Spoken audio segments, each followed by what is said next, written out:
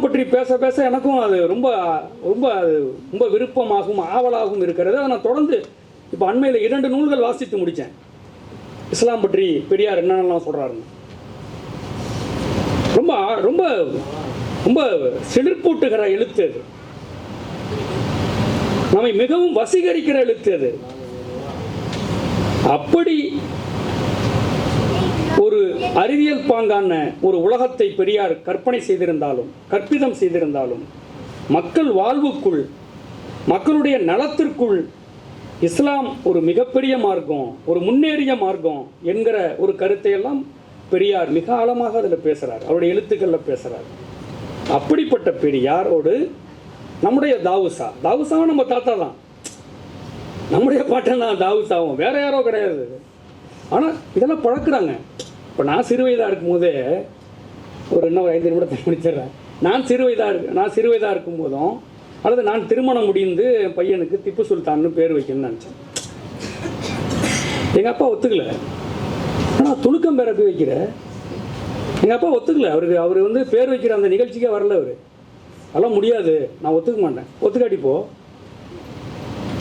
என்னப்பா அதனால்? இப்போ இருக்கான் திப்பு சுல்தான், என் பையன் தான் இருக்கான் பாருங்க, அதான் திப்பு சுல்தான் இருக்கான். மிகப்பெரிய ஒரு போர் வீரன் திப்பு சுல்தான், மிகப்பெரிய போர் வீரன்.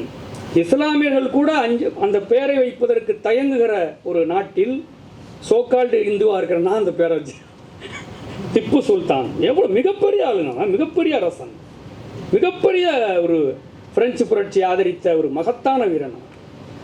அவனை கற்பனைங்கிறான் அந்த நாட்டில், அவனை கட்டுக்கதை என்கிறார்கள். திப்பு சுல்தான் ஜெயந்தி வச்சா எல்லா பேருக்கும் எரியுது, அதை கொண்டாடக்கூடாதுங்கிறான். சார், இஸ்லாமியர்கள் வாழவே கூடாது அந்த நாட்டில்? இஸ்லாமியர்கள் வாழவே கூடாதா? அவுத்து பார்ப்பீங்களா சுன்னத்து பண்ணியிருக்கானா இல்லையான்னு? அது ஒரு அறிவியல்ரா. தாவூசா அதை பற்றி நான் எழுதியிருக்கிறார். விருத்த சேனம் ஒரு அறிவியல். எத்தனை நாளைக்கு நீங்கள் ஒடுக்கிக்கிட்டே இருப்பீங்க எங்களை? இன்றைக்கு தாழ்த்தப்பட்டோர், ஒடுக்கப்பட்டவர்கள் தப்பித்திருக்கிறார்கள் என்றால் கிறிஸ்துவம் இஸ்லாமும் தான். அது இல்லைன்னா எவனும் தப்பிக்க மாட்டான், எல்லாம் செத்துருப்பான், நேரம் செத்து போயிருப்பான். இன்றைக்கும் தேவேந்திர குல வேளாளர்கள், இன்றைக்கும் பல்வேறு பழங்குடிகள், ஒடுக்கப்பட்டவர்கள் இஸ்லாத்துக்கு போயிருக்காங்க, நல்லா இருக்காங்க, சந்தோஷமா இருக்காங்க. பெரியார் சொல்றாருங்க, நான் சொல்லலை.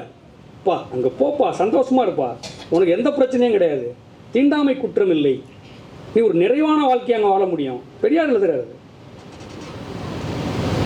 நம்ம ஜாதி ஒளிஞ்சு புரட்சி நம்ம ஆட்சி அமைஞ்சு அதுக்குள்ளே செத்துருவோம் எல்லாருமே. அவர் அதிகர்களே இந்த நூல் வெளியீட்டு விழா பல்வேறு இயற்கை சூழலின் காரணமாகவும் வேறு சில சிக்கல்களின் காரணமாகவும் கொஞ்சம் தள்ளி நடந்தது. இருந்தாலும் கூட திட்டமிட்டபடி இந்த வெளியீட்டு விழாவில் அனைவரும் கலந்து கொண்டு இந்த விழா இப்பொழுது சிறப்பாக நடைபெற்று கொண்டிருக்கிறது. நண்பர்களே, இந்த வெளியீட்டு விழா புரட்சி கவிஞர் புத்துலகு மன்றமும் திப்பு அம்பேத்கர் பெரியார் வாசகர் வட்டமும் இணைந்துதான் இந்த நூல் வெளியீட்டு விழாவை இங்கே நடத்தி கொண்டிருக்கிறோம். பாரதிதாசன் பெயரில், புரட்சி கவிஞர் என்கிற பெயரில் பல்வேறு இயக்கங்கள், மன்றங்கள் இருக்கிறது. இருந்தாலும் கூட புரட்சி கவிஞரை மிக சரியாக மக்கள் மத்தியிலே கொண்டு போக வேண்டும் என்கிற அடிப்படையில் நாங்கள் புரட்சி கவிஞர் புத்துலகு மன்றம் என்று ஒரு அமைப்பை தொடக்கியிருக்கிறோம்.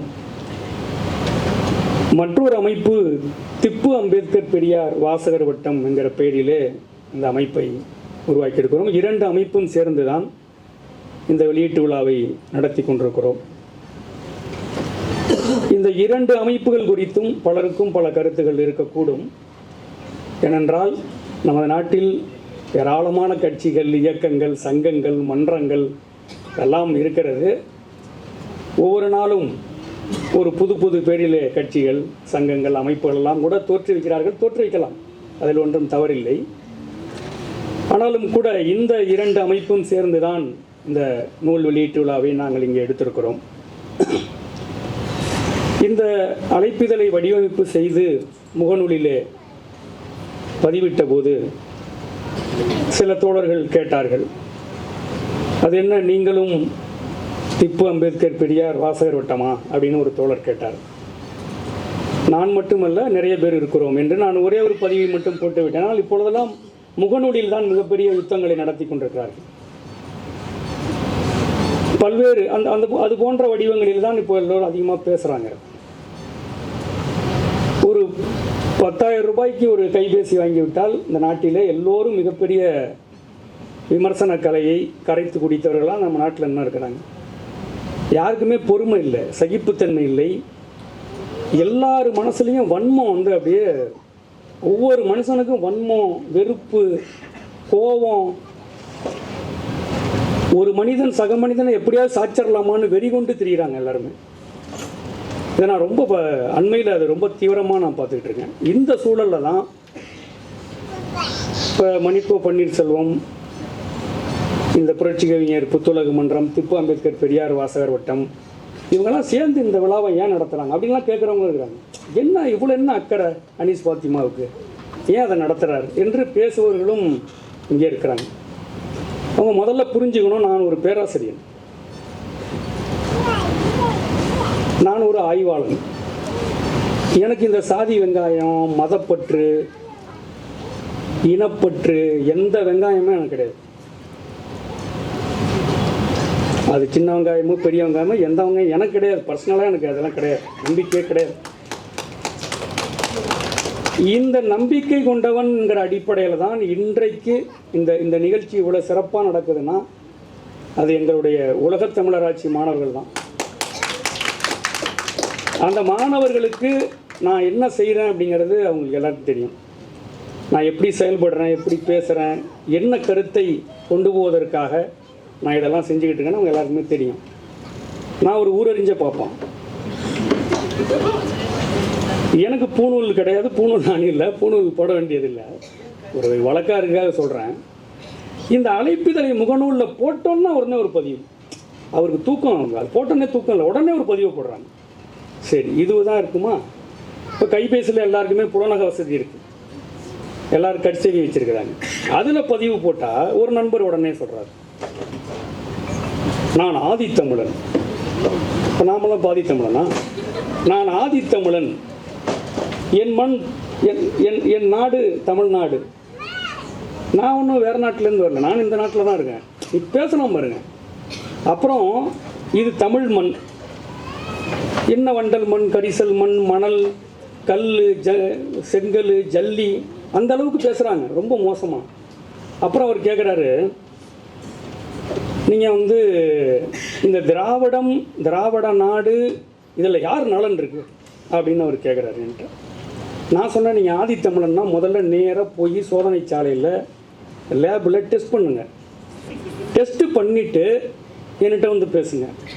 இது என்ன நூல், எதற்கு தொகுத்திருக்கிறோம், ஏன் வெளியிடுகிறோம் என்கிற ஒரு எழுத்தை கூட படிக்காமல், அது என்னன்னே தெரியாமல் இந்த 10,000 ரூபாய் 20 ரூபாய்க்கு ஃபோன் வாங்குறவங்க எல்லாருமே எப்படியாவது விமர்சனங்கிற பேரில் எதையாவது எழுதிடணுங்கிறத எல்லாரும் மிக தீவிரமாக இருக்காங்க. அவங்களுக்கு படிக்கிறது என்பது ரொம்ப சிக்கலாக இருக்கு.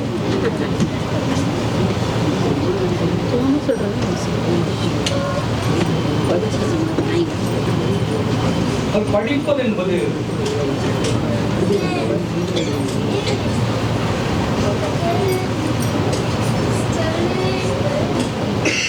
சீமான் மாதிரி கத்த முடியாதியா? இல்லை உங்க சொல்ல, நான் சும்மா கலாய்க்கிறேன். ஆமாம், இல்லைங்க இல்லை, சத்தத்தை இப்படி அவர் கேட்குறாரு. அப்படி கேட்கிற அந்த நபர், அவர் அடிப்படையில் ஒரு கிறிஸ்தவர். நான் வெளிப்படையாக தான் பேசுகிறேன், ஒளிச்சு மடிச்சு. அவர் அடிப்படையில் ஒரு கிறிஸ்தவர், ஒரு ஒடுக்கப்பட்டவர், ஒரு தேவேந்திர குல வேளாளர் சமுதாயத்தை சார்ந்த. நான் வெளிப்படையாக சொல்கிறேன். அவர் கேட்குறாரு, யார் நலனுக்காக இதெல்லாம் நீங்கள் வந்து போடுறீங்க. ஏப்பா வாட்ஸ்அப்புன்னு வச்சுருந்தா நீ வந்து என்னோட எண் இருந்தால் கட்டாயம் அது வந்து நான் ஒரு பதிவு போட்டால் அது எல்லாருக்கும் போக தான் செய்யும். அந்த பொது அறிவு கூட உனக்கு கிடையாது. சரிங்க, நான் இனிமேல் போடலைங்க. யார் நீ, இதை எப்பொழுது ஏன் பதிவிட்டாய், இப்படி வந்து அவர் வசனமாக பேசுகிறார். தொடர்ந்து பேசுகிறார். அந்த நண்பர் அவர் ஒரு ஒரு உயர்ந்த நிலையில் இருக்கிற ஒரு பேராசிரியர். அந்த நிலைக்கு காரணம் கிறிஸ்தவம். அந்த நிலைக்கு காரணம் கிறிஸ்தவம். ஆனால் அவர் என்ன பண்ணுறாருன்னா என்னை வந்து சதாய்க்கிறார், கலாய்க்கிறார் அவர்.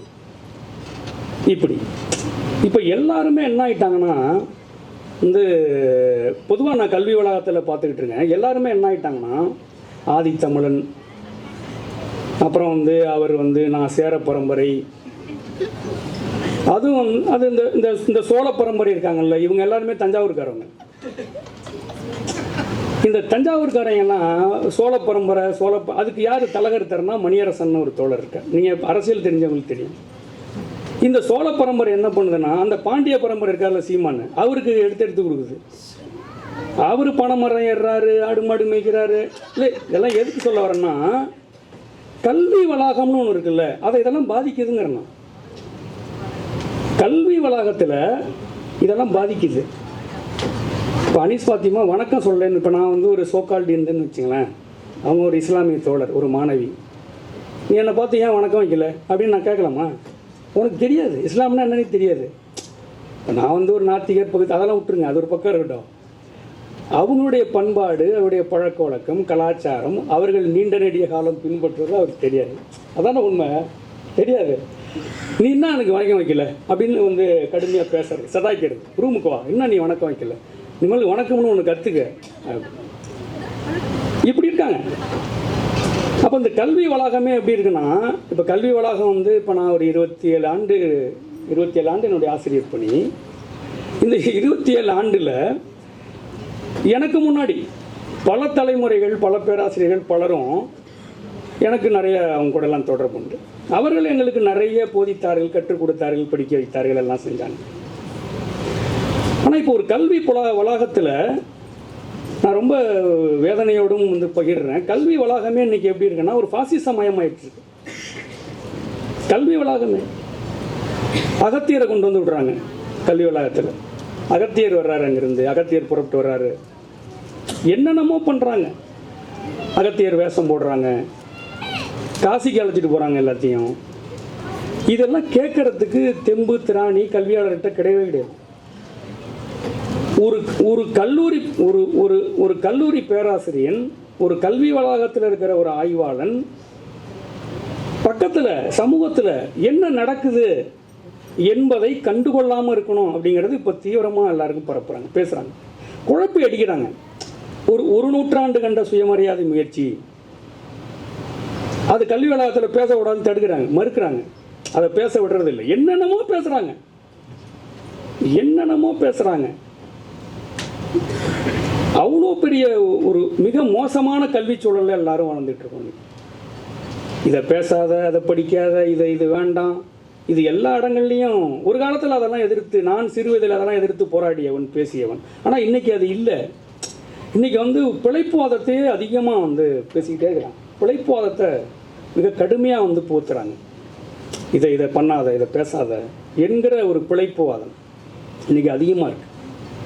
அப்புறம் எல்லாருக்குமே இந்த ஆதித்தமிழங்கிறது வந்துடுச்சு. எல்லாரும் ஆதித்தமிழர்கள். அவன் வந்து யார் தெலுங்கனா, இவன் மலையாளியா, முன்னாடி வந்து ஜாதி பார்ப்பாங்க, அவர் என்ன ஜாதி என்னது. இப்போ வந்து இதெல்லாம் பார்க்குறாங்க, ஆதித்தமிழனா. அப்புறம் இந்த திராவிடங்கிற சொல்லி ஏதோ கெட்ட வார்த்தை மாதிரி எல்லாரும் அதை சொன்னோடனே நீங்களும் அதானா. இப்போ நான் முதல்ல பாரதிதாசனை பற்றி ஆராய்ச்சி பண்ணும்போது அவர் ஒரு மொக்க கவிஞராச்சே, பல பேர் என்னை வந்து ஆர்வம் ஊட்டலை. அப்புறம் கலைஞர் பற்றி ஒரு நூல் எழுதி வெளியிட்டுனா, கலைஞரை பற்றி எழுதிருக்கீங்களா? ஐயோ, எப்போ அது என்ன மார்க்சியங்கிறீங்க, லெனினியங்கிறீங்க, அதுங்கிறீங்க, கடைசியில் கலைஞர்கிட்ட வந்துட்டீங்களே, இப்படி சொல்கிறவங்க அதிகமாகிட்டாங்க. இப்போ தம்பி, நான் ஒரு ஆய்வாளன், நான் ஒரு பேராசிரியர். நான் பல செய்திகளை ஆய்வு செய்து, அதை பேசி, உரையாடி, பல்வேறு நீரோட்டங்களை கல்வி வளாகத்திற்குள்ளே கொண்டு வரணும்னு முயற்சி பண்ணுறேன். ஒரு கல்வி வளாகத்தில் அதை இப்போ அந்த மாதிரி இருக்கிற பேராசிரியர்களும் குறைஞ்சிக்கிட்டே வர்றாங்க ரொம்ப. இப்போ தொடர் ஹாஜாகனி இருக்காங்க, அவங்க ஒரு மிக முக்கியமான ஒரு பேராசிரியர், மிக முக்கியமான ஒருவர். எப்படி அவர் பாபர் மசூதி இடிக்கப்பட்டதுக்கு பிறகு தமிழ் சமூகத்தில் தமிழ்நாட்டில் மிக தீவிரமாக செயல்பட்டு அவர் ஒரு அடிப்படையில் ஒரு கவிஞர், ஒரு படைப்பாளி. இன்குலா போன்றவர்கள், தமிழன்பன் போன்றவர்கள் புதுக்கல்லூரியினுடைய ஒரு மிகப்பெரிய தயாரிப்பவர். அதான் சாதாரண ஆள்லாம் கிடையாது இங்கே இருக்கிறவங்க மேடையில். ஐயா கிருஷ்ணமூர்த்தி அவர்கள் மிகப்பெரிய தொல்லியல் அறிஞர். இப்படி பலரும் நாங்கள் இருக்கோம். நம்முடைய மகிழவன் திராவிட இயக்க செயல்பாட்டாளர், நம்முடைய தொடர் அசரத் அவர்கள், பலரும் இங்கே இருக்கோம். இந்த நூலை ஏன் தொகுக்கணும், ஏன் நாங்கள் தொகுத்தோம், ஏன் அதை நாங்கள் தொகுத்து வெளியிடுறோம், வேறு வேலையே எங்களுக்கு கிடையாதா? எப்போ பாரு திராவிடம், திராவிட சிந்தனை, திராவிடம் என்று பேசுகிறவர்கள் இன்றைக்கி அதிகரிக்கிறாங்க. ஆனால் எல்லா பேரும் சங்கி பேரு தான். நீங்கள் எல்லாருமே ஒரு சங்கி மனநிலை தான் எல்லா பேரும் இருக்காங்க. அன்றைக்கி எல்லாருக்கும் இங்கே இருக்கிற ஆசிரியர்கள்லேருந்து எல்லா பேருமே சங்கிகள் தான். என்னுடைய பேராசிரியர்கள் ஒரு காலத்தில் நான் மானிடவியல் தான் படித்த பேராசிரியர் இன்றைக்கு பிஜேபிக்காரனுக்கு சால்வை போடுறார். பிசி அவ்வளோ நினச்சாரா நமக்கு தெரில, சால்வை போடுறார். பாரதிய ஜனதா வெளிப்படையாக ஆதரிக்கிறாங்க. எல்லாருமே சங்கி ஆகிட்டான், எல்லாருமே தன்னை இந்துன்னு சொல்கிறான். டே முட்டாள், நீ இந்து கிடையாதுரா, ஏதோ பாய் இருக்கனால நீ தப்பிச்ச, இல்லைன்னா செத்து போயிருப்ப. அவன் கொடுக்குற கறியும் சூப்பையும் குடிச்சிட்டு பிரியாணிலாம் சாப்பிட்டுட்டு அவனுக்கே ரெண்டாவது பண்ணுறான். இன்றைக்கி எல்லா இடங்கள்லையும் இந்து முன்னணி கொடி கட்டியிருக்காங்க. இன்றைக்கி நான் கோயம்புத்தூர் பகுதியிலாம் பயணம் செஞ்சால் எல்லா ஊர்லேயும் இந்து முன்னணி கொடி இருக்குது. பாருங்க, இஸ்லாமியர்கள் தலையில் கத்தி தொங்குதுங்க, இன்றைக்கி தொங்கிக்கிட்டு இருக்குங்க. காவடி போகிறாங்கிறான், யாத்திரை போ, யார் வேண்டான்னா முஸ்லீம் கடை வைக்க கூடாது, கொய்யால முஸ்லீம் கடை வைக்க கூடாது, அவனை அவுத்துப்பாரு, அவன் சுண்ணத்து பண்ணியிருக்கான்னு கேட்குறான். கேடுகட்ட இந்த நாடு. இவ்வளவு மோசமாக இஸ்லாமியர்கள் ஒடுக்கப்பட்டு கொண்டிருக்கிறார்கள். ஏன் அதை செய்யக்கூடாது, நம்ம ஏன் பேசக்கூடாது? எல்லா பேரும் சங்கி பேலுங்க, எல்லாரும் சங்கிகளாக இருக்கான். மிகப்பெரிய அபாயம் இன்னைக்கு கல்வி புலத்தை ஆட்டி படைச்சிக்கிட்டு. செம்மொழி மத்திய தமிழாய்வு நிறுவனம் என்பது சங்க இலக்கியத்தை, இந்த 41 இலக்கியத்தை ஆராய்ச்சி செய்து தமிழ் சமூகத்தில் தொடர்ந்து அதை பரப்ப வேண்டும், விவாதிக்க வேண்டும்னு தொடங்கப்பட்ட செம்மொழி தமிழாய்வு நிறுவனம் இன்னைக்கு அகத்தியார் ஆராய்ச்சி பண்ணிட்டு இருக்கான். அதை கேட்க ஒரு வாத்தியாருக்கு தெம்புள்ள திராணி இல்லை. அப்படி அடிமைகளாக இன்னைக்கு எல்லாருமே இருக்கான், அடிமைகளாக இருக்கான் எல்லாருமே. மிகப்பெரிய அடிமைகள், ஆசிரியர் அடிமைகள் கூட்டத்தை உருவாக்கி வச்சிருக்கிறான். பேசாத, வாயை திறக்காத என்கிற சங்கி கூட்டங்கள் இன்னைக்கு பெருகிட்டு இருக்கான். நீங்கள் பார்க்கலாம், முகநூலில் இதில் எல்லாம் கண்ணா பின்னாவென்று எழுதுவது, பேசுவது. யாருங்க திறனாய்வு செய்கிறா? திறனாய்வுங்கிறது ஒரு கலை, அது கலையாக இருக்குது. கெட்ட வார்த்தை தான் திறனாய்வு நம்ம நாட்டில். யார் பேசினாலும் அசிங்கமாக திட்டுவது, அவதூறாக பேசுவது, பீதி ஊட்டுவது என்கிற ஒன்று தான் இன்றைக்கு திறனாய்வாக இருக்கு. அவ்வளவு மிக மோசமாக இருக்கு. இப்படியான ஒரு கல்வி வளாக சூழலில் என்னிடம் படிக்கிற மாணவர்களை, ஒடுக்கப்பட்ட மாணவர்களை, சிறுபான்மை மாணவர்களை, பழங்குடி மாணவர்களை நான் ஆதரிக்கிறதுல என்ன உள்நோக்கம் இருக்க முடியும்? நான் அடிப்படையில் ஒரு பழங்குடி. அந்த ஆதித்தமிழன் சொன்னானே, நான் ஆதித்தமிழன். இந்த நாட்டில் நான் ஒரு ஆதித்தமிழன். நான் என்னுடைய சக இனத்தை, சக சகோதரனை, ஒரு ஒடுக்கப்பட்ட பழங்குடி வகுப்பை, சிறுபான்மையை ஆதரித்து அவனை கை தூக்கி விட வேண்டும், அவர்களை எப்படியாவது உயர்த்த வேண்டும்னு சொல்றதில்ல. என்ன சார் உள்நோக்கம் இருக்கும்? சார், நான் ஆசிரியர், என்னுடைய கடமை, நான் என்கிட்ட படிக்கிறான்னா அவன் ஜாதி பார்க்கக்கூடாது, அல்லது என்கிட்ட அவன் தொடர்ந்து இயங்க முடியாது. என்னிடம் படிப்பவர்கள் சாதி பார்க்க கூடாது. சாதி மறுக்கிறவனை தான் நான் ஆதரிப்பேன். சாதின்னு சொன்னால் செருப்பாலே அடிப்பேன். உண்மை. ஏன்னா நான் சார்ந்திருக்கிற சுயசாதி, என்னுடைய சுயசாதிக்காரர்கள் என்ன தொடர்ந்து டார்ச்சர் பண்ணுறான். நான் ஒரு சிறந்த ஆய்வை, படைப்பை பழங்குடி சமூகத்தினுடைய முன்னேற்றத்திற்கு, மேன்மைக்கு நான் எழுதி இந்த சமூகத்திற்கு தந்தபோது ஒருத்தனுமே ஆதரிக்கல. ஏன்னா ஆண்ட பரம்பரை. எல்லா பேருக்கும் அந்த வியாதி வந்துருச்சுங்க. எல்லா பயல்களுக்கும் ஆண்ட பரம்பரை, சோழ பரம்பரை, ஆதித்தமிழன், நான் தமிழ் மண்ணுக்கு சொந்தக்காரன், ஏன் நாங்களும் என்ன வெளிநாட்டுக்கு வித்துக்கிட்டா இருக்கோம்? இப்படியான கூட்டங்கள் கல்வி வளாகத்திற்குள்ள பரவிட்டு இருக்கு. நான் ரொம்ப வருத்தத்தோட சொல்றேன்.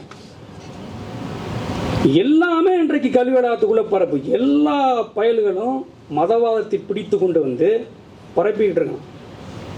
இப்படியான ஒரு சூழல்ல தான் என்னிடம் படிக்கிற மாணவர்களை இந்த வரலாற்றில், இந்த தமிழ் சமூகத்தில், தமிழகத்தில், தமிழ்நாட்டில் 40-50 ஆண்டு காலம் தாவூசா போன்ற ஒரு பத்திரிகையாளர்கள், அவர் மட்டும் இல்லை, இன்றைக்கு இஸ்லாமிய பத்திரிகை இதழ்கள் 100 கணக்கில் இந்த மண்ணில் இருக்கு. இதெல்லாம் ஆராய்ச்சி பண்ண மாட்டான். ஏன்? சோகால்டு இந்து.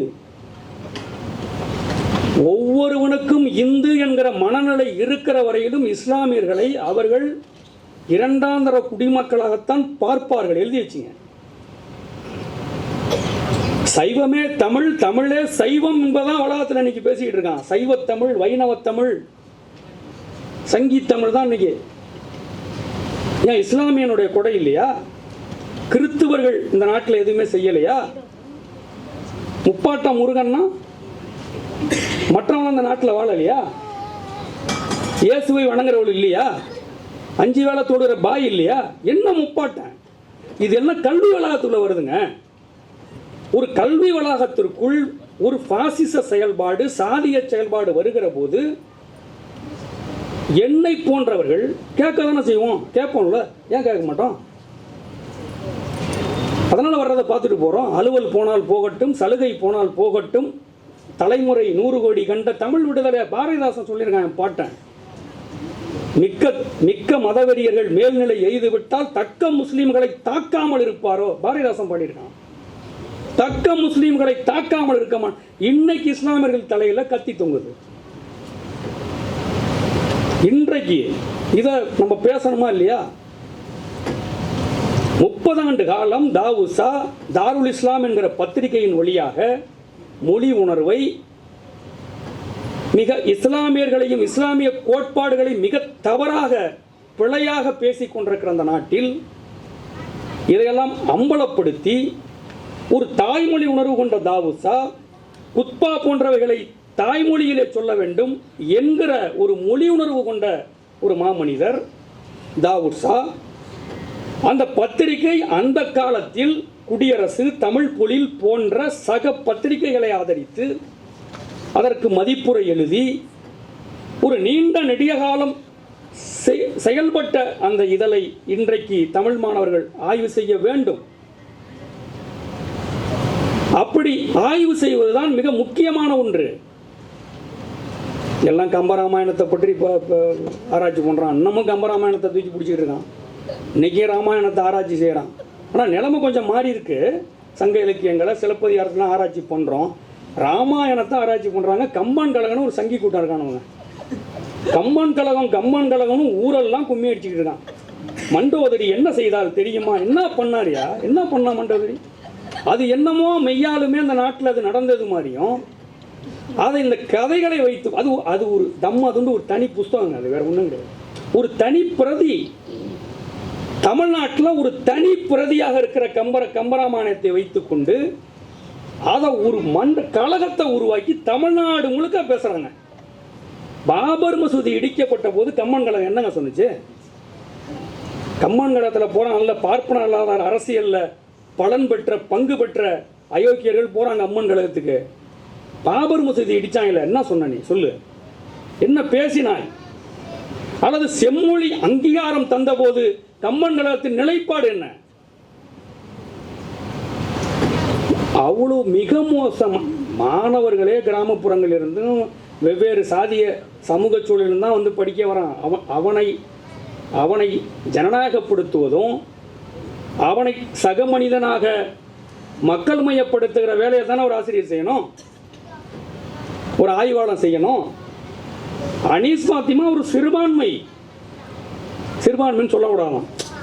இங்கே ஒரு சிறுபான்மைலாம் சொல்லாத, எல்லாம் சொல்லாத. யோ, உனக்கு என்னையா தெரியும்? யோ, வரலாற்று வழியில் வைத்துத்தாயா பார்க்கணும். வரலாற்று வழியில் பார்க்காத எதை ஒன்றையும் புரிஞ்சிக்க முடியாது. ஒரு வரலாற்று வழியில் இந்த இஸ்லாமிய பத்திரிகைகள் மிக நீண்ட காலம் பணியாற்றியிருக்கிற அந்த பத்திரிகைகளை, இதழ்களை சேகரித்து இஸ்லாமியர்களும் திராவிட நாடு குறித்து விவாதிச்சிருக்கிறார்கள் அப்படிங்கிறது முக்கியமான ஒன்று. தாவுசா பெரியாரை அடிக்கிறாரு, கடுமையாக விமர்சிக்கிறார், அதெல்லாம் ஒரு பக்கம் இருக்கட்டும், விமர்சிக்கட்டும், அதனால் ஒன்றும் இல்லை.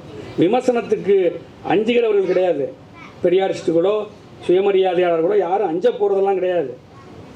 ஆனால் அந்த குரலை ஏற்று அதற்கு மதிப்பளித்து பேச வேண்டும் என்பதுதான் முக்கியமானது. திராவிட நாடு இன்னைக்கு இல்லை. திராவிட நாடுங்கிற ஒரு அரசமைப்பு உருவாகி இருந்தால் அது கதை வேற. ஆனால் இன்றைக்கு மாநில சுயாட்சிக்கு போராடிட்டு இருக்கோம், மாநிலங்களின் உரிமைன்னு போராடிட்டு இருக்கோம். இன்னைக்கு அது இல்லை, பழசாயிடுச்சு. ஆனால் வரலாற்றில் ஒரு புதிய ஒரு நூலாக இஸ்லாமியர்களின் குரலையும் தாவுசா போன்றவர்களின் குரலையும் நாம் எடுத்து அதை விவாதிக்க வேண்டும்ங்கிறது மிக முக்கியமான ஒன்று.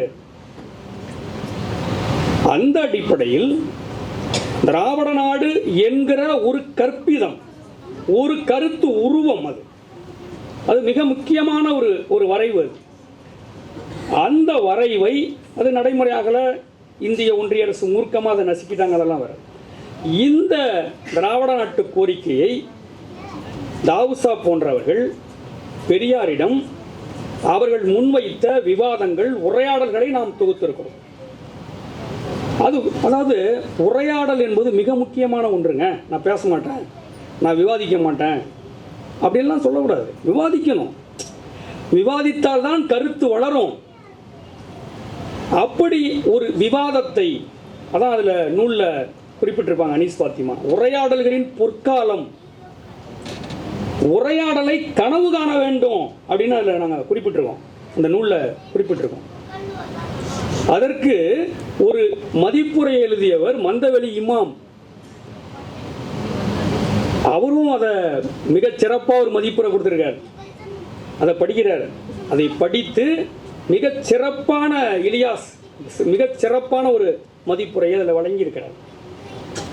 அப்படி இன்றைய காலம் என்பது இந்த பாசிச சூழலில் திராவிட இயக்க சிந்தனை, சுயமரியாதை பேசுகிறவர்கள், சுயமரியாதை படைப்பாளர்கள், சுயமரியாதை சிந்தனை வெற்றியடைய வேண்டும் என்று உழைத்துக் கொண்டிருப்பவர்கள், இஸ்லாமிய சிறுபான்மையினர் எல்லாம் சேர்ந்து களத்தில் வேலை செய்ய வேண்டும் என்பதற்காகத்தான் இந்த தொகுப்பு முயற்சியை செய்திருக்கிறோம். இப்படியான உரையாடல்கள் இன்றைக்கு குறைந்திருக்கிறது. இன்றைக்கு கல்வி வளாகத்தில் ஒரு ஆய்வு, ஒரு முனைவர் பட்ட ஆய்வு, அது ஒரு மலினமாக இன்றைக்கு போய்கொண்டிருக்கிறது.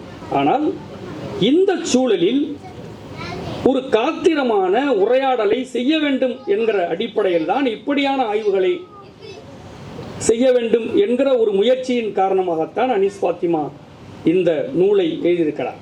திராவிட நாடு நாட்டமும் நாடாமையும் என்கிற தலைப்பிலே இந்த நூலை கொண்டு வந்திருக்கிறார். முதலிலே தாவுசா கட்டுரைகளை முன்வைத்து, பிற்சேர்க்கையாக அண்ணா பெரியாருடைய கட்டுரைகளையும் முன்வைத்து ஒரு உரையாடலை நிகழ்த்தியிருக்கிறார். அந்த 20 ஒரு 40-50 ஒரு கால அமைப்பில் கட்டத்தில் என்ன மாதிரியான விவாதங்களை அவர்கள் முன்னெடுத்திருக்கிறார்கள். தாவுசா ஏன் எவ்வளவு தீவிரமாக பெரியாரோடு முட்டி மோதுகிறார், விவாதிக்கிறார் என்பதெல்லாம் அதில் விவாதிச்சிருக்கிறாங்க. எல்லாவற்றுக்கும் மிக பொறுமையாக ஒன்றொன்றுக்கும் விடையளிப்பது போல அண்ணாவும் பெரியாரும் அவர்கள் காலத்தில் எழுதி கொண்டும் பேசிக்கொண்டும் தொகுத்து கொண்டும் தான் இருக்கிறார்.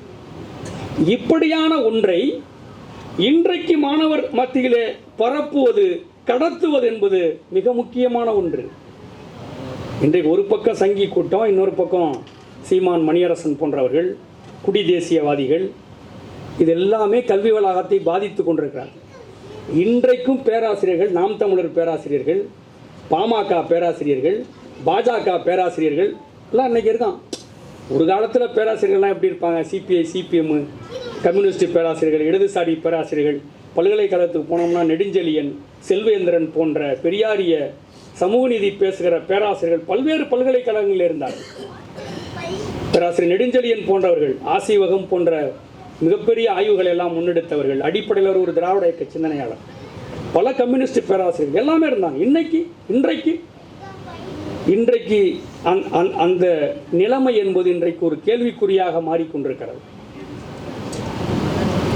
இன்றைக்கு கல்வி வளாகத்திற்குள் மிகப்பெரிய இந்த பாசிச சூழல் இன்னைக்கு இருந்துட்டு எதையுமே பேச முடியாத சூழல்கள் இருக்கிறது எல்லா இடத்துலையும். இன்றைக்கு எல்லா இடத்திலும் சங்கிகள் ஊடுருவி கொண்டிருக்கிறார்கள், எல்லா தளத்திலும். நானே வியக்கிறேன். என்னோட பேராசிரியர் மானிடவியல் பேசியவர் இன்னைக்கு பார்க்குறேன் பிஜேபிக்காரனோட சால்வை போட்டு நிற்கிறார். புரியல எனக்கு, என்ன இப்படி நடக்குது? அகத்தியர் போய் பேசுகிறாங்க, அகத்தியர் பற்றி மிகப்பெரிய கருத்தரங்குகளை நடத்துகிறார்கள், அதில் போய் பங்கேற்று பேசுகிறார்கள். அகத்தியர் என்னமோ இருந்தது போலவும் வாழ்ந்தது போலவும், அவர் ஏதோ காவிரி ஆற்றெல்லாம் உற்பத்தி பண்ணது மாதிரியும், அவர் ஏதோ பயங்கரமாக அகத்தியர்னு இல்லாத ஒரு ஒரு ஒரு ஒரு ஒரு உருவத்தை உருவாக்கி தொடர்ந்து பேசிக்கிட்டு இருக்காங்க. எல்லா இடத்துலையும் அகத்தியரை பேசுகிறாங்க. இப்படியான ஒரு சூழல் இன்றைக்கு ஒன்றிய அரசின் வழியாக, செம்மொழி மத்திய தமிழாய்வு நிறுவனத்தின் வழியாகவும் எல்லா இடங்கள்லையும் அது வந்துகிட்டு இருக்கு. அப்படி ஒரு நூற்றாண்டு சுயமரியாதை முயற்சி, ஒரு நூற்றாண்டுக்கு மேற்பட்ட பொதுவுடைமை முயற்சி, இதையெல்லாம் கல்வி புலத்தில், கல்வி சொல்லாடலில் நாம் பேச வேண்டும், விவாதிக்க வேண்டும். மாணவர்களுக்கு மத்தியிலே தத்துவத்தை பயிற்றுவிக்க வேண்டும். கிறித்துவம், இஸ்லாம் போன்ற மார்க்கங்களில் பற்றிய அதனுடைய சிறப்பான பகுதிகளை பேசணும். அப்பதான்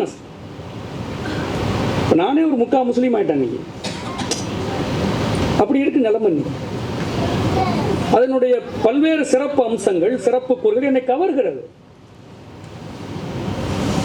கடவுள் நம்பிக்கை உடையவர்கள், இறை நம்பிக்கை உடையவர்கள் தீண்டாமை குற்றத்திற்கு, தீண்டாமை கொடுமைக்கு ஆளாகிறார்கள் என்றால், சாதி கொடுமைக்கு ஆளாகிறார்கள் என்றால் அவர்கள் தாராளமாக இஸ்லாத்தை தழுவலாம். பெரியார் சொல்றார், தழுவலாம். நீங்க எல்லாம் இஸ்லாத்தை தழுவுங்க என்று தான் பெரியார் சொல்றாரு. சண்டாளர்களையும் ரட்சிக்கும் சமயங்கிற, சண்டாளர்களையும் ரட்சிக்கும் சமயம் இஸ்லாம் அப்படின்னு எழுதுறாரு பெரியார். இஸ்லாம் பற்றி பேச பேச எனக்கும் அது ரொம்ப ரொம்ப ரொம்ப விருப்பமாகவும் ஆவலாகவும் இருக்கிறது. அதை நான் தொடர்ந்து இப்போ அண்மையில் 2 நூல்கள் வாசித்து முடித்தேன். இஸ்லாம் பற்றி பெரியார் என்னென்னலாம் சொல்கிறாருன்னு ரொம்ப ரொம்ப ரொம்ப சிலிர்ப்பூட்டுகிற எழுத்து அது. நம்மை மிகவும் வசீகரிக்கிற எழுத்து அது. அப்படி ஒரு அறிவியல் பாங்கான ஒரு உலகத்தை பெரியார் கற்பனை செய்திருந்தாலும், கற்பிதம் செய்திருந்தாலும், மக்கள் வாழ்வுக்குள், மக்களுடைய நலத்திற்குள் இஸ்லாம் ஒரு மிகப்பெரிய மார்க்கம், ஒரு முன்னேறிய மார்க்கம் என்கிற ஒரு கருத்தையெல்லாம் பெரியார் மிக ஆழமாக அதில் பேசுகிறார், அவருடைய எழுத்துக்களில் பேசுகிறார்.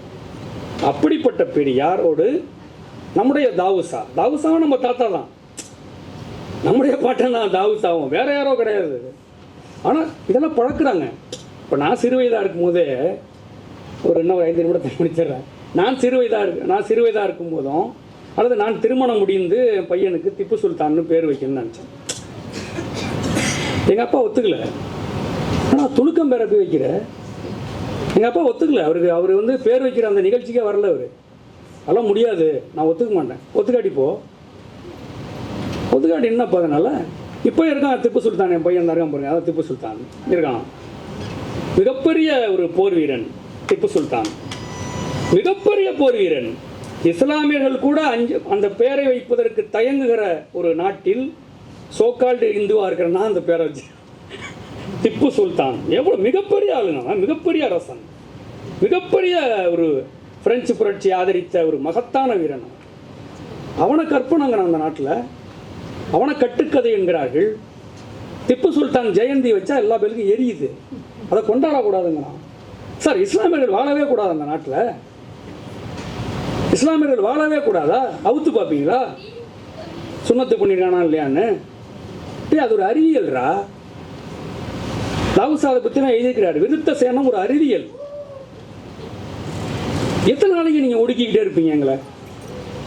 இன்றைக்கு தாழ்த்தப்பட்டோர், ஒடுக்கப்பட்டவர்கள் தப்பித்திருக்கிறார்கள் என்றால் கிறிஸ்துவம் இஸ்லாமும் தான். அது இல்லைன்னா அவனும் தப்பிக்க மாட்டான், எல்லாம் செத்துருப்பான், நேரம் செத்து போயிருப்பான். இன்றைக்கும் தேவேந்திர குல வேளாளர்கள், இன்றைக்கும் பல்வேறு பழங்குடிகள், ஒடுக்கப்பட்டவர்கள் இஸ்லாத்துக்கு போயிருக்காங்க, நல்லா இருக்காங்க, சந்தோஷமா இருக்காங்க. பெரியார் சொல்றாருங்க, நான் சொல்லலை.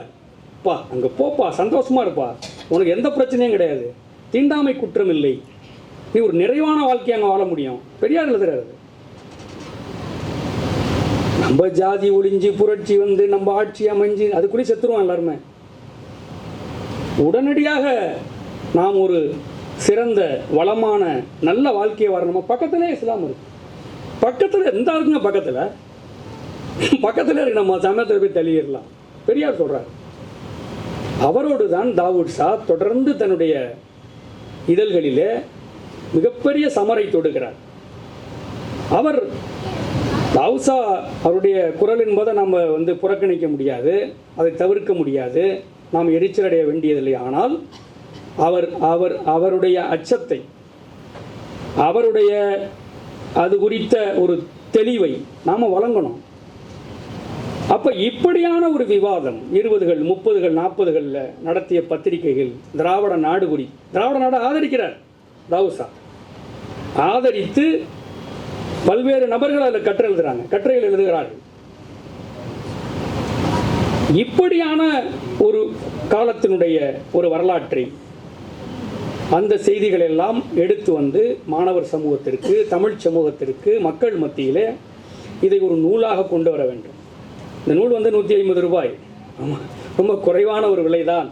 நீங்கள் அத்தனை பேரும் இந்த நூலை வாங்கி பயன்பெற வேண்டும், அத்தனை பேரும் பயன்பெற வேண்டும். அந்த கருத்துக்களை நீங்கள் படிக்க வேண்டும், பரப்ப வேண்டும். இப்படி ஒரு தாவூத் ஷா என்கிற ஒரு மனிதன், நம்முடைய தாத்தன், நம்முடைய பாட்டன், இப்போ அவர் இந்து கிடையாது, ஆனால் நம்ம பாட்டன் தான் அவர். நம்மளாம் சோக்கால்டு இந்து தான், நம்ம இந்து கிடையாது, சோக்கால்டு இந்து தான் நம்ம எல்லாருமே. தாவூத் ஷாவும் நம்ம தாத்தா தான். அவருடைய எழுத்துக்களை, அவருடைய பேச்சுக்களை பரப்ப வேண்டும், எல்லா கல்வி வளாகத்திலையும் பரப்பணும், எல்லாரிடமும் அந்த நூலை கொண்டு போய் சேர்க்க வேண்டும், படிக்க வேண்டும், விவாதிக்க வேண்டும். இப்படியான விவாதங்கள், இப்படியான விமர்சனங்கள், எழுத்துக்கள் தொடர்ந்து பெருகி பரவ வேண்டும். ஏன்னா கல்விப்புல ஆய்வுகள் தான் இன்றைக்கு அதிகமாக நடந்து கொண்டிருக்கிறது. தனியே நூல்கள் வரலாம், பதிப்பகங்கள் தொடங்கலாம், ஆனாலும் கூட கல்வி வளாகத்தில் தான் ஏராளமான ஆய்வுகள் இன்றைக்கும் நடந்து கொண்டிருக்கிறது. இப்படியான புதிய ஆய்வுகளை, புதிய பகுதிகளை நாம் ஒரு ஆராய்ச்சி செய்ய வேண்டும், அதை பயன்படுத்த வேண்டும், அதை நுகர வேண்டும். இந்த தமிழ் சமூகம் வளப்பட்டிருக்கிறது என்றால், இந்த தமிழ் சமூகம் முன்னேறி இருக்கிறது என்றால், அதில் ஆகப்பெரும் பகுதி பங்களித்தவர்கள் இஸ்லாமியர்கள், கிறிஸ்துவர்கள். இவர்களுடைய பங்கு இல்லாமல் நாம் வாழவே முடியாது. யாரும் வாழ்ந்ததாகவும் இல்லை. நான் படித்தது எல்லாமே கிறிஸ்தவ பள்ளிக்கூடம் தான்.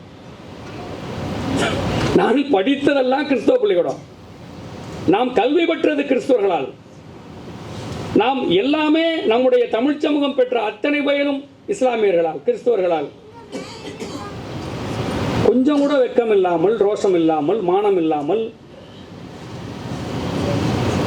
பாஜகவோடு, ஆர்எஸ்எஸோடு போய் இந்த சங்கி கூட்டங்கள் ஆக மாறிக்கொண்டிருப்பதால் என்ன பயன்? ஆசிரியர் சங்கியா இருக்கான், நெறியாளர் சங்கியா இருக்கான், ஊரெல்லாம் சங்கிமயம், எங்கும் சங்கிகள், எதிலும் சங்கிகள். இந்த சங்கி கூட்டத்திற்குள் எப்படி வாழ்வது ஒரு இஸ்லாமியன்? அவனுடைய பண்பாடு, அவனுடைய பழக்க வழக்கம், அவனுடைய பங்களிப்புகள், இதையெல்லாம் ஒரு நன்றி அறிதலாக பார்க்க வேண்டாம். அவனுக்கு நன்றி வேண்டாம். எப்பொழுது பார்த்தாலும் இஸ்லாமியர்களை குறை சொல்வது, இஸ்லாமிய பண்பாட்டை கேவலமாக பேசுவது, இஸ்லாமியர்களை கொச்சைப்படுத்துவது, இந்த நாடே இப்படியானதுக்கு இஸ்லாமியர்கள் தான் காரணம் என்று அவதூறு பரப்புவது என்கிற ஒரு செயல்பாடு, பண்பாடு தமிழ் சமூகத்துக்குள் வளர்ந்து கொண்டிருக்கிறது. நண்பர்களே, நான் ஒரு 27 ஆண்டு காலம் பேராசிரியர் பணி ஆற்றி கொண்டிருக்கிறேன். இன்னும் ஒரு 10 ஆண்டு காலம் பணியாற்றுகிற வாய்ப்பு இருக்கிறது. கல்வி வளாகத்திற்குள் தொடர்ந்து நடக்குது. என்றைக்குமே பெரியார் தேவைப்படுவார், என்றைக்குமே திராவிட இயக்க சிந்தனை தேவைப்படும். அந்த அளவிற்கு இன்றைக்கு மிக மோசமான ஒரு காலச்சூழலில் நாம் இருந்து கொண்டிருக்கிறோம். அந்த சூழலில் தான் இந்த நூலை இங்கே அனீஸ் ஃபாத்திமா அவர்கள் கொண்டு வந்திருக்கிறார்கள். அவர் ஒரு சாதாரண மாணவி என்று இங்கு கருதிவிட வேண்டாம். அவர்கள் முதுகலை படிக்க வந்தார்கள். ஒரு 5 நிமிடத்தில் முடித்து விடுவேன். நம்முடைய ஐயா, என்னுடைய மரியாதைக்கும் பாசத்திற்கும் உரிய உசேன் அவர்கள், முகமது உசேன் அவர்கள் அவரை முதுகலை கொண்டு வந்து எங்கள் நிறுவனத்திலே சேர்த்து விட்டார்கள். அடையாறிலே பேருந்திலே இறங்கி 2 கைகளிலும் அந்த சோத்து மூட்டைகளை தூக்கி கொண்டு அவர் நிறுவனத்திற்கு வருவார்கள். நிறுவனத்தில் இருக்கிற அத்தனை மாணவ நண்பர்களுடைய வயிற்றையும் நிரப்புகிற ஒரு அறச்செல்வியாக நிறுவனத்திலே படித்தவர் அனீஸ் ஃபாத்திமா. அவர்கள் அடிப்படையில் ஒரு இஸ்லாமியர், ஒரு பொருளியலே கொஞ்சம் நலிந்தவர்கள். அப்படிப்பட்ட அவருடைய அம்மா, நான் அவர்களை அவங்க அம்மாவை அன்போடு அக்கா என்று சொல்வேன், அவர்கள் தான் அவர்களெல்லாம் பார்த்து கொள்கிறார்கள், அவருடைய குழந்தையை பார்க்கிறார்கள். மிகப்பெரிய ஒரு கடினமான சூழல் தான். 2 குழந்தைகளை வைத்துக்கொண்டு அங்கிருந்து பேருந்து ஏறி வந்து படித்து விட்டு திரும்ப போனோம். வீட்டில் கேள்வி கேட்பாங்க, ஏன் நேரம், என்ன நேரம் ஆச்சு, ஏன் லேட்டா, கேள்வி கேட்பார்கள். பெண் பிள்ளைகள் இல்லவா கேட்பாங்க. இப்படியான சூழ்நிலைகளெல்லாம் கடந்து இன்றைக்கு 2 நூல்களை கொண்டு வந்திருக்கிறார். 2 நூல்களை கொண்டு வந்திருக்கிறார். இது எனக்கு மிகப்பெரிய பெருமை. ஏனென்றால் ஒடுக்கப்பட்ட சமூகத்தை சார்ந்தவர்கள், சிறுபான்மையினர், பழங்குடிகள், மாற்றுத்திறனாளிகள், திருநங்கையர்கள், திருநம்பியர்கள், இப்படி பன்முகமாக இருக்கிற விளிம்பு நிலை மக்களை எல்லாம் உயர்த்த வேண்டும் என்கிற ஒரு அக்கறையின்பாலும் நான் அவர் வீட்டு ஞாயிற்றுக்கிழமை போவேன், அவங்க வீட்டுக்கு போவேன். நானும் என் பசங்களாம் போவோம். அந்த இதழ்களை எடுத்துகிட்டு போய் உட்காந்து படிப்போம், எழுதுவோம். ஒரு நாள் முழுக்க எழுதுவோம். அவங்களுடைய அம்மா எனக்கு சோறிடுவார்கள். என்னுடைய அக்காவுக்கு சோறு சமைச்சு போடுவாங்க, அதை சாப்பிடுவேன். சாப்பிட்டுட்டு அங்கே எழுதுவோம். நாங்கள் சில நேரம் ஒரு குழந்தைகளை நான் தூக்கி வைத்துக் கொள்வேன். என்னுடைய அன்பு மகள் அனீஸ் ஃபாத்திமா. இப்படி ஒரு நெகிழ்ச்சியான அவர் ஒரு சிறுபான்மை சமூகம், யாரையும் நம்பிட மாட்டாங்க. அவங்க சிறுபான்மை சமூகம் யாரையும் நம்ப மாட்டாங்க, எல்லாம் சங்கியாக இருப்பான். இந்த நாட்டில் இஸ்லாமியர்களுக்கு துரோகம் செஞ்சே பழகி போன நாடு இந்த நாடு. அப்படிப்பட்ட ஒரு குடியில் ஒரு குடும்பத்தில் பிறந்த அனீஸ் ஃபாத்திமாவை உயர்த்த வேண்டும். அவர் இன்றைக்கு ஒரு கல்லூரியிலே பணியாற்றுகிறார். அதற்கு மிக அடிப்படையாக அடித்தளம் போட்டவர் நம்முடைய ஹாஜா கனி தோழர் அவர்கள். வெறும் புத்தகம் எழுதுறது, வெறும் சிந்திக்கிறது மட்டுமல்ல, ஒரு வேலை வாய்ப்பை உருவாக்க வேண்டும். ஒரு வேலை வாய்ப்பை உருவாக்க வேண்டும். நம்முடைய இஸ்லாமியர்கள் எல்லா தளங்களிலும் அவருடைய பிரதிநிதித்துவம் இருக்கணும். இன்றைக்கு எல்லா தளங்களிலும் இஸ்லாமியருடைய விகிதாச்சாரத்தின் அடிப்படையில் அவர்களுக்கு பிரதிநிதித்துவம் குறைக்கப்பட்டிருக்கிறது. உலக தமிழாட்சி நிறுவனம் ஒரு 50-60 ஆண்டு ஆயிடுச்சு. ஒரு இஸ்லாமிய பேராசிரியர் இல்லை, ஒரு இஸ்லாமிய பேராசிரியர் இல்லை. அப்ப நம்முடைய தொப்புள் குடி உறவுன்னு சொன்னாங்க, நம்முடைய ரத்தம், நம்முடைய மாமான் மச்சான்கள் இஸ்லாமியர்கள். அவர்களை உயர்த்த வேண்டும். அவர்கள் ஒடுக்கப்பட்டவர்கள், அவர்கள் வீட்டு பிள்ளைகளை உயர்த்த வேண்டும், அவர்களை கல்வி வேலைவாய்ப்பிலே உயர்த்த வேண்டும் என்கிற அடிப்படையில் தான் ஒரு பேராசிரியராக நாம் இந்த வேலையை செய்து கொண்டிருக்கிறோம். அனீஸ் ஃபாத்திமாவுக்கு பலரும் இன்றைக்கு அவர் வெளியே தெரிந்திருக்கிறார். நம்முடைய ஹாஜா கனி தோழர், நம்முடைய ஹுபைசுல்லானுடைய அருமைக்குரிய பேராசிரியர், நம்முடைய நண்பர், பலரும் இங்கே இருக்கிறாங்க. நாங்கள் எல்லோரும் இஸ்லாமியர்களை, ஒடுக்கப்பட்டவர்களை உயர்த்த வேண்டும், அவர்களை அவருடைய அறிவு செயல்பாட்டை, சிந்தனை செயல்பாட்டை கொண்டு வர வேண்டும் என்கிற அடிப்படையில் தான் இந்த விழாவை இங்கே ஏற்பாடு செய்திருக்கிறோம். இந்த ஏற்பாட்டில் இந்த நூலை வெளியிடுவதற்கு நம்முடைய தோழர் ஹாஜா கனி அவர்கள் இந்த நூலை வெளியிடுவதற்கு அவரை நாங்கள் அழைத்திருக்கிறோம். அவர் இதை வெளியிட்டு சிறப்பு செய்வார்கள். அந்த அடிப்படையில் இந்த விழா ஒரு சிறப்பாக நடந்து முடிந்திருக்கிறது என்று தான் நான் கருதுகிறேன். இதனுடைய அத்தனை புகழும் எங்களுடைய மாணவர்கள், எங்களுடைய நண்பர்கள் எல்லோருக்கும் தான் சாரும் என்று கூறிக்கொண்டு விடைபெறுகிறேன். நன்றி, வணக்கம். நீங்கள் தொடர்ந்து பார்க்கணும்னா ஸ்பாட்லைட் டெலிவிஷன் சேனலை லைக் பண்ணுங்க, ஷேர் பண்ணுங்க, கண்டிப்பாக சப்ஸ்கிரைப் பண்ணுங்க. சப்ஸ்கிரைப் பண்ணணும்னா கீழே உள்ள பெல் ஐக்கானை கிளிக் செய்யவும். அதன் பின் உங்கள் இமெயில் ஐடியும் பாஸ்வேர்டும் டைப் பண்ணாலே போதும். Hi, this is Inia here. For more filmy entertainment news, subscribe to